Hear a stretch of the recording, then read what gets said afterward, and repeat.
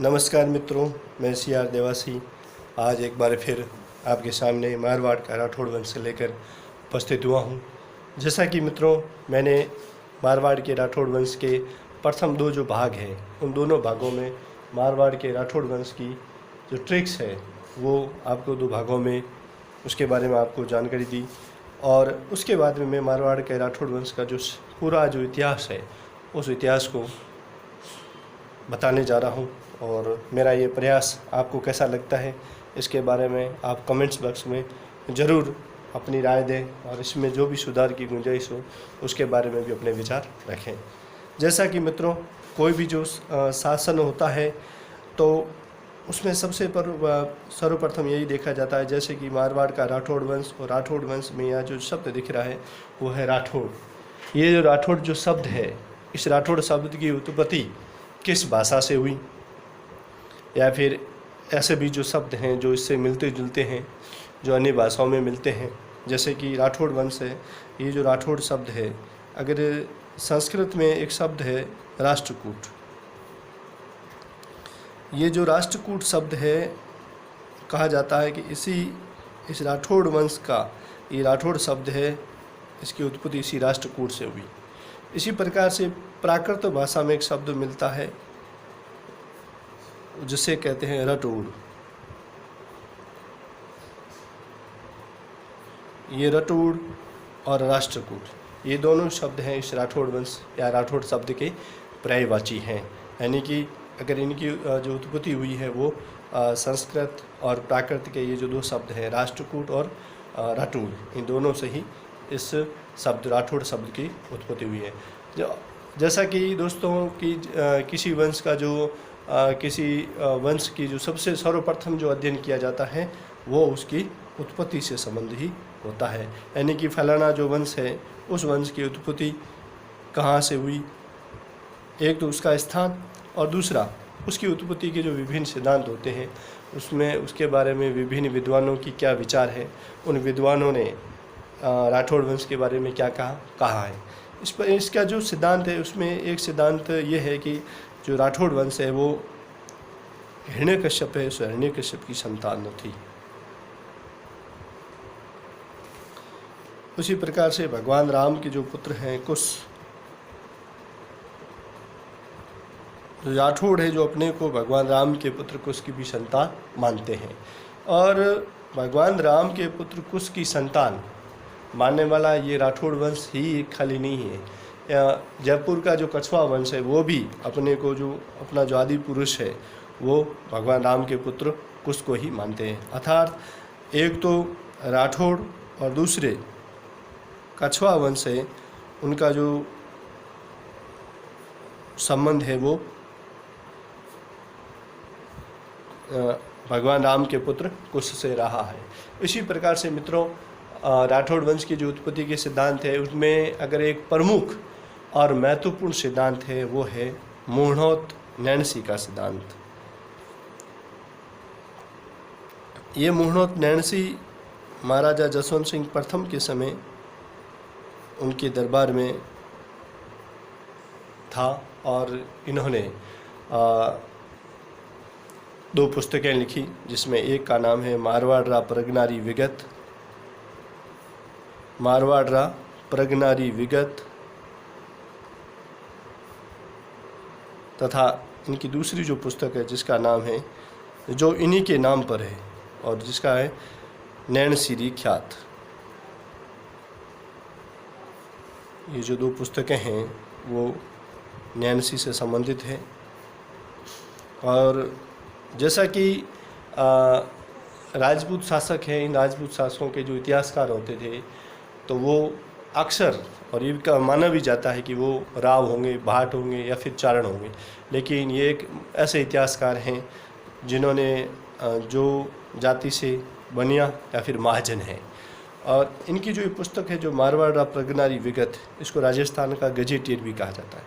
और इस पुस्तक में मारवाड़ जो प्रगनारी विगत ये जो पुस्तक है, इस पुस्तक में जो उस समय का जो मारवाड़ था, उस मारवाड़ की जो गांव थे, उन गांवों में कितने कितने लोग बसते हैं, कितने कितने लोग रहते हैं, उन गाँवों उनकी जो जनगणना थी, उनकी जनसंख्या थी, वो जनसंख्या थी, उस जनसंख्या के आंकड़े हैं वो उस मारवाड़ी प्रगणाली विगत पुस्तक में प्राप्त होती है। अर्थात ये हमें उस समय की महाराजा जसवंत सिंह और उससे पहले की जो गांव थे, उन गांवों के अंदर कितने कितने लोग बसते थे, अर्थात जनगणना या जनसंख्या के बारे में हमें जानकारी प्रदान करती है।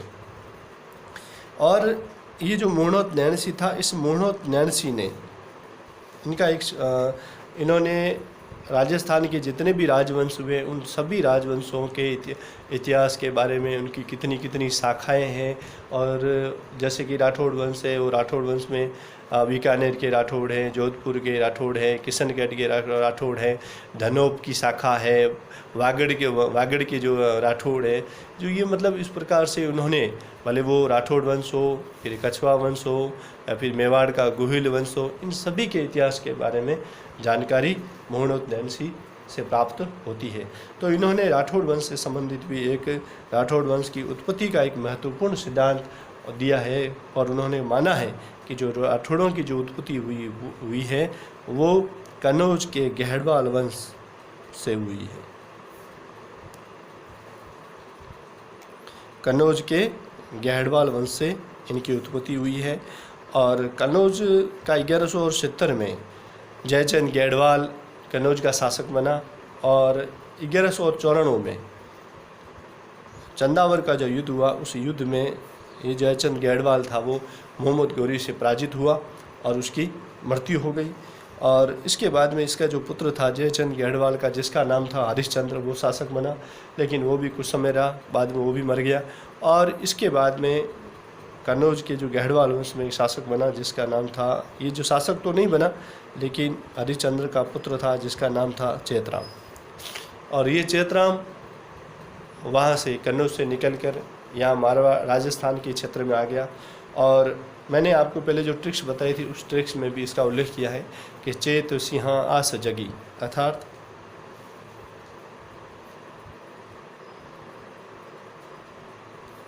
चेत सिंहा आस जगी, अर्थात ये चेतराम, और चेतराम के बाद में आया राव सिंहा। ये राव सिंहा ही मारवाड़ के राठौड़ वंश का आदि पुरुष, मूल पुरुष या इसका संस्थापक है, वो राव सिंहा ही माना जाता है। राव सिंहा के संबंध में ज़्यादा जानकारी तो नहीं है, लेकिन इनकी जो मृत्यु हुई वो बाड़मेर का जो लूणी नदी है, इस लूणी नदी के पास में एक क्षेत्र है जहाँ नाम है खेड़। ये खेड़ है, इस खेड़ के पास में राव सिंहा की मृत्यु हुई थी 9 अक्टूबर 1273 को। अब देखिए दोस्तों, ये जो इतिहास में सबसे बड़ी प्रॉब्लम यही होती है कि इनकी जो संवत है, इनकी जो सन है, इनके जो ये कौन सा राजा कब बना, इसके जो ये सन है ये याद रखने में बहुत बड़ी समस्या आ जाती है। इनका तारीख, इनका महीना, इनका कौन सी तारीख को हुआ, सन कौन सा था। तो देखिए जैसे कि यहाँ लिखा हुआ है कि खेड़ में राव सिंहा की मृत्यु 9 अक्टूबर 1273 को हुई। जैसे कि ये 9 अक्टूबर है, वो अंग्रेजी महीना है, उस अंग्रेजी महीने का 10वां महीना आता है। और इसी प्रकार से अगर गिनती का जो क्रम है उसमें भी 9 के बाद में जो क्या आता है वो 10 आता है। 9 अक्टूबर और 1273 ईस्वी को राव सिंहा की खेड़ लूणी नदी के तट पर उनकी मृत्यु हो गई। और इसके बाद में चेत सिंहा और सिंहा के बाद में इसका जो पुत्र था आस्थान, सोनग और अच, ये 3 पुत्र हुए थे। और आस्थान ने पाली के आसपास के क्षेत्र में इसने शासन भी किया था। राव सिंहा की पत्नी जो पार्वती थी वो यहाँ खेड़ में ही राव सिंहा के पीछे सती हो गई थी। और तो ये पार्वती राठौड़ वंश में जो सती होने वाली प्रथम महिला है, ऐसी पहली रानी है राठौड़ वंश की जो अपने पति के पीछे सती हो गई। तो ये सिंहा के बाद में आस्थान, सोनग और अज। और आस्थान के बाद में इसमें राव तीड़ा और दुहड़ जी कर्णपाल, रायपाल, ऐसे बहुत सारे शासक हुए, लेकिन ये जो इनकी जो उत्पत्ति यानी कि जो इनसे संबंधित जो जानकारी है वो अल्प है और इनका इतना विशेष कोई योगदान नहीं है। तो मैं सीधे ही राव सलखा जी तक, यानी कि राव सलखा, ये राव जो सलखा था, इस राव सलखा के 2 पुत्र थे जिनका नाम था राव वीरम और मलिनाथ। और राव सलखा का जो समय था वो 1357 से 1374 ईस्वी रहा। राव सलखा के 2 पुत्र हुए, इनमें एक पुत्र का नाम था वीरम और दूसरे का नाम था मलिनाथ।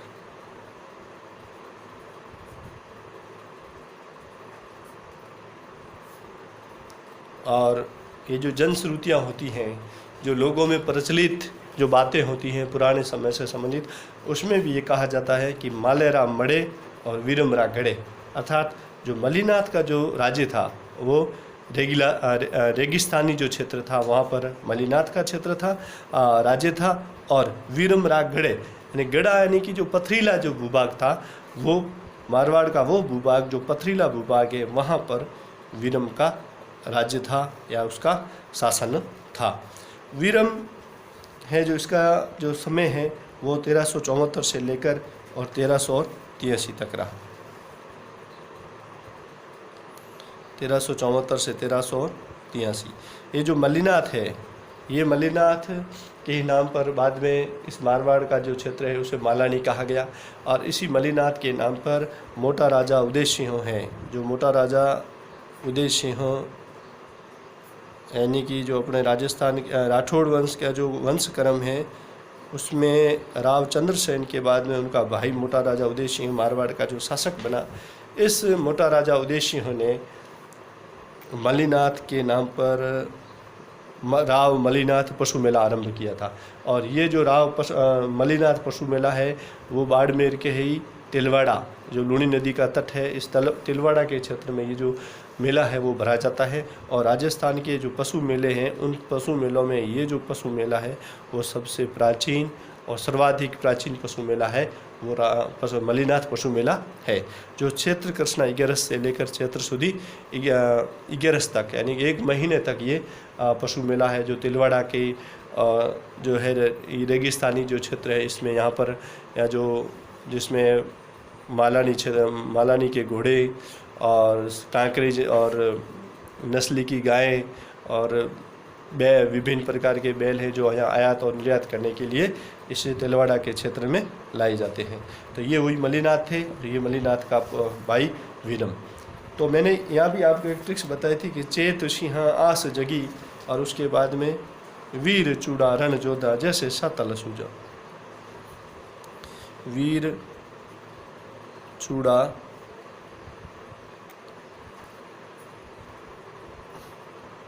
रण जोधा, अर्थात ये जो वीर है यानी कि वीर का मतलब हुआ वीरम, वीरम और वीरम के बाद में आया राव चूड़ा। और जिस प्रकार से मित्रों कि पहले भी कहा गया है कि अगर राठौड़ वंश का अगर आदि पुरुष या संस्थापक वो होगा राव सिंह, तो अगर राठौड़ वंश को अगर जो वास्तविक रूप से अगर यहाँ पर जो साम्राज्य जिसने स्थापित किया और राठौड़ों की जो इनकी जो शक्ति है उनको मजबूत किया था वो राव चूड़ा ने किया था। यानी कि राठौड़ वंश का अगर वास्तविक संस्थापक कहा जाए तो वो राव चूड़ा होगा। और राव चूड़ा का जो दूसरा नाम है वो राव चूड़ा, इसको चामुंड राय भी कहते हैं। और इसका जो समय है वो 1383 से लेकर 1423 तक है। यानी कि 1383 से 1423 के समय में मारवाड़ के राठौड़ वंश का जो शासक बना जिसने मारवाड़ के राठौड़ों को मजबूती प्रदान की तो वो वीरम का पुत्र राव चूड़ा था। जैसा कि मित्रों कि जो वीरम था, वीरम की मृत्यु के बाद में वीरम जोहियों से लड़ता हुआ शहीद हो गया था। उसके बाद में वीरम का पुत्र चूड़ा, जो चूड़े को राव मलिनाथ ने एक सालोड़ी गांव है नागौर में, उस सालोड़ी गांव की जागीर प्रदान की। सालोड़ी गांव है जो नागौर में है, इस सालोड़ी गांव की जागीर प्रदान की और यहाँ का उसे शासक घोषित किया। और इसके बाद में देखिए जो गुर्जर प्रत्याहार हैं, गुर्जर प्रत्याहारों की 2 शाखाएं थी, जिसमें एक थी बेनवाल की शाखा और दूसरी थी मंडोर की शाखा। या तो जो मंडोर की जो शाखा है, इन दोनों शाखाओं में जो मंडोर की शाखा है और मंडोर की शाखा का जो अंतिम शासक है वो है इंदा प्रत्याहार। इस इंदा प्रत्याहार ने जो इंदा प्रत्याहार था, इस इंदा प्रत्याहार ने राव चूड़ा को अपनी जो इसके पास में जो राज्य था वो मंडोर का जो क्षेत्र था, वो मंडोर का क्षेत्र वो दहेज में दे दिया और अपनी जो पुत्री थी उस पुत्री का विवाह राव चूड़ा के साथ में कर दिया था इंदा प्रत्याहार ने। और इसलिए एक ये लोकोक्ति या फिर लोगों के बीच में प्रचलित एक दोहा भी है कि इंदेरो एहसान कमदज कदे मत भूल जे, चूड़े चवरी चाड़ दियो मंडोर दहेजे। अर्थात हे कन्नौज से आए हुए, अर्थात कमदज यहाँ पर कन्नौज से आए हुए राठौड़ वंशी शासकों, आप इंदे प्रत्याहार का एहसान कभी मत भूलना, क्योंकि इंदे प्रत्याहार ने राव चूड़ा को पुत्री देकर एक तो अपना ज्वाई बना दिया और दूसरा मंडोर है वो दहेज में देकर राठौड़ों की जो शक्ति है उस शक्ति को जो मजबूती प्रदान की है, उस एहसान को आप कभी मत भूलना। जैसा कि मित्रों जो इंदा प्रत्याहार है, इंदा प्रत्याहार का विवाह हुआ और विवाह होने के बाद में जो मंडोर का क्षेत्र है वो भी मारवाड़ में और राठौड़ के जो साम्राज्य में आ गया। तो राव चूड़ा ने एक चूड़ा अपने ही नाम पर चूड़ासर नगर, ये भी नागौर में ही है, उस समय नागौर में था, चूड़ासर जो नागौर में है उस चूड़ासर नामक नगर को बसाया तथा मारवाड़ में जो सामंती प्रथा है उस सामंती प्रथा का या सामंती प्रथा की जो शुरुआत है वो राव चूड़ा ने की। और इसको जो बाद में है जो अगर इसको यानी कि सामंती प्रथा को जो मजबूती प्रदान की या फिर इसका जो विकास किया वो राव जोधा के समय ये सामंती प्रथा थी उसका जो विकास हुआ, जो बहुत ज़्यादा विकास हुआ वो तो राव जोधा के समय, और अगर इसकी शुरुआत की तो वो की थी राव चूड़ा ने, जिसका दूसरा नाम चामुंड राय भी है। अर्थात राव चूड़ा और राव जोधा इन दोनों ने ही सामंती प्रथा में इन दोनों का ही मारवाड़ के क्षेत्र में नाम आता है। यानी कि राव चूड़ा ने सामंती प्रथा को आरंभ किया तो राव जोधा ने इसी सामंती प्रथा का विकास किया। और ये राव जो चूड़ा है, राव चूड़ा का जो चरित्र है, इस चरित्र में जो किसी इतिहास प्रसिद्ध व्यक्ति का जो चरित्र नज़र आता है वो शिवाजी का चरित्र नज़र आता है। अर्थात राव चूड़ा के चरित्र की अगर किसी से तुलना की जा सकती है तो वो शिवाजी के चरित्र से तुलना की जा सकती है। और इसी प्रकार से राव चूड़ा के जो का एक युद्ध हुआ था, पुंगल के जो भाटी थे और मुसलमानों के साथ में एक युद्ध हुआ और उस युद्ध में जो नागौर का युद्ध कहा जाता है, और इस नागौर के युद्ध में 15 मार्च 1423 को 15 मार्च 1423 ईस्वी को राव चूड़ा की मृत्यु हो गई।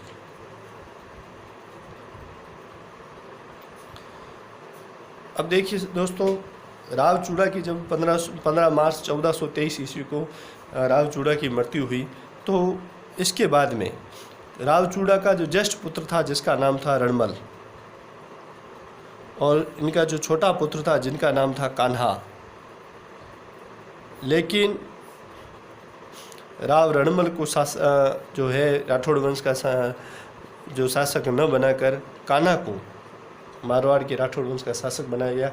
और ऐसी स्थिति में राव रणमल है वो रूठकर मारवाड़ से रूठकर मेवाड़ में चला गया, और मेवाड़ में इस राव रणमल ने 1426 से लेकर और 1438 तक, अर्थात 1426 से 1438 तक इस रणमल की मारवाड़ और मेवाड़ में कि जो दोनों ही जो शासन था, दोनों शासन के में यानी कि मेवाड़ के शासन में इसका बहुत ही जोरदार हस्तक्षेप रहा। और 1423 उसके बाद में 1423 के बाद में 1424, 25, 26 और 27 ये जो समय है, इस समय में यानी कि राव रणमल आगे जाकर 1427 में मारवाड़ का शासक बनता है। लेकिन इस वंशक्रम में यानी कि 1423 से 24, 25, 26 और 27 इन 4 वर्षों में राठौड़ वंश में एक तो कान्हा शासक बनता है, कान्हा की मृत्यु हो जाती है, कान्हा की एक युद्ध में मारा जाता है, और कान्हा की मृत्यु के बाद में सत्ता, और सत्ता के बाद में रणधीर, ये 3 जो शासक हैं जो मारवाड़ के राठौड़ वंश के बनते हैं। लेकिन इनके बाद में 1427 में राव रणमल को मारवाड़ के राठौड़ वंश का शासक बनाया गया, और इन्होंने जो अपना जो राज्य है वो 1427 से लेकर और 1438 ईस्वी तक चलाया, जब कुंभा के कहने पर 1438 में राव रणमल की हत्या कर देगी। तब तक राव रणमल की जो है 1438 तक इसने अपना जो है राजपाट चलाया। जैसा कि मित्रों की राजस्थान का जो नक्शा है, उस राजस्थान के नक्शे में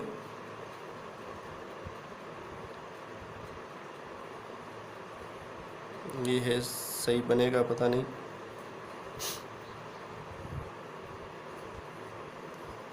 ये मैं आधा बना के छोड़ देता हूँ।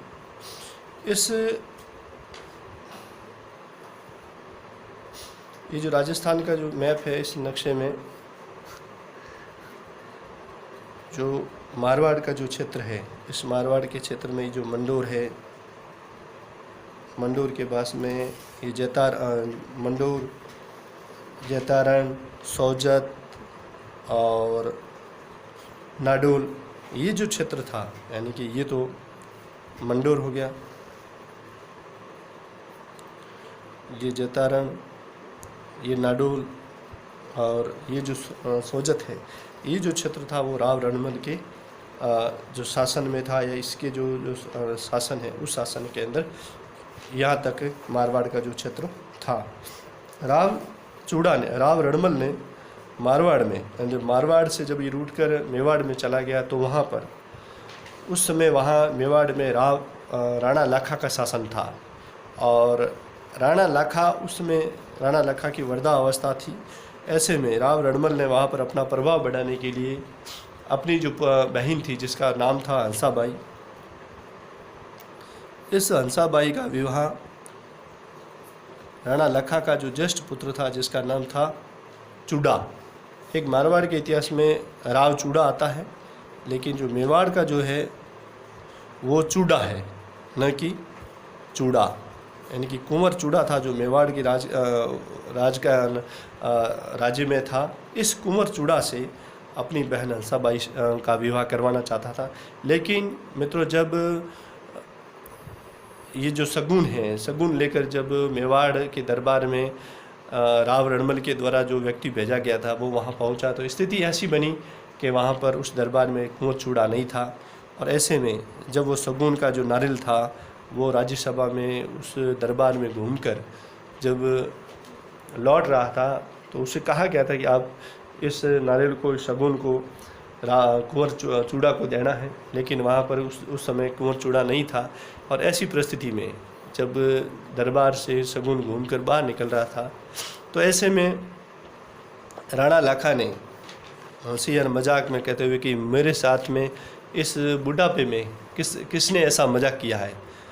तब ये बात राव रणमल तक पहुंची, और तब राव रणमल ने राणा लाखा से बात की, अगर मेरी बहन का विवाह आपके साथ में करवा दूंगा, लेकिन एक शर्त है कि जो मेरी बहन हंसाबाई से पुत्र होगा वही मेवाड़ के जो अगला जो शासक बनेगा वही शासक बनेगा। तो ये प्रतिज्ञा, इस बात का जब कुंवर चूड़ा को पता मालूम हुआ, तो कुंवर चूड़ा ने एक भीष्म प्रतिज्ञा की कि मैं आज से आजीवन कुंवारा रहूँगा। और ऐसे में कुंवर चूड़ा के बाद में वो वंश क्रम चल नहीं सकता था। और ऐसे में राणा लाखा ने से हंसाबाई का विवाह हुआ और हंसाबाई का जो पुत्र था जिसका नाम था मोकल, जो राणा लाखा की मृत्यु के बाद में मेवाड़ का अगला शासक बना। और ये जो कुंवर चूड़ा था, इस कुंवर चूड़ा का एक भाई था जिसका नाम था राघव देव।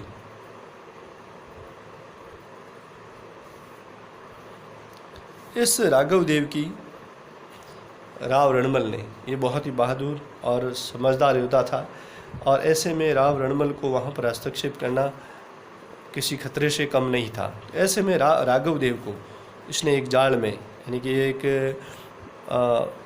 बारमिली नाम की एक प्रेमिका थी, उस प्रेमिका को जो राघव देव से प्रेम करती थी और उसको अपने जाल में फंसाकर और इस राघव देव को मरवा दिया था।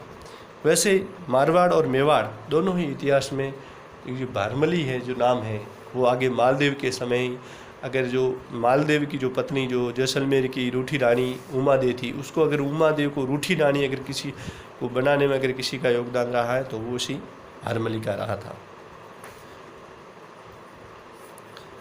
तो इस बारमिली की वजह से राघव देव की राव रणमल हत्या कर सका।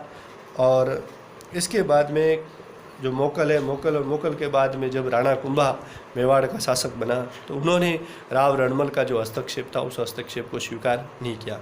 और ऐसे में कुंभा के इशारे पर राव रणमल की 1438